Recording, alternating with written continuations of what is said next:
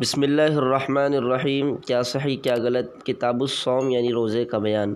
از افادات حضرت مولانا مفتی اسامہ صاحب ڈنرولوی دامت برکاتہم العالیہ۔ آواز و پیشکش محمد شہزاد جامعی۔ مسئلہ نمبر 406، غلط مسئلہ، کان کا میل نکالنے سے روزہ فاسد ہو جاتا ہے۔ صحیح مسئلہ، فاسد نہیں ہوتا خواہ کتنی ہی بار کان میں سلائی داخل کرے۔ مسئلہ نمبر 407، غلط مسئلہ، قے یعنی الٹی ہونے سے روزہ ٹوٹ جاتا ہے۔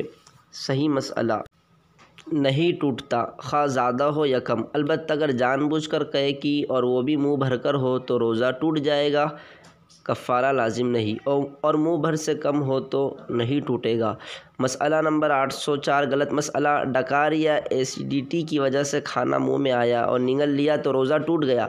صحیح مسئلہ، اس سے روزہ نہیں ٹوٹتا خواہ وہ پھر خود بخود واپس حلق میں چلا گیا ہو یا بالارادہ نگل لیا ہو، کیونکہ وہ منہ بھر کر نہیں ہوتا، فقط وہ ایک چھوٹا سا پودا تھا تو جامعہ، جو اخلاص سے اب تناور ہوا۔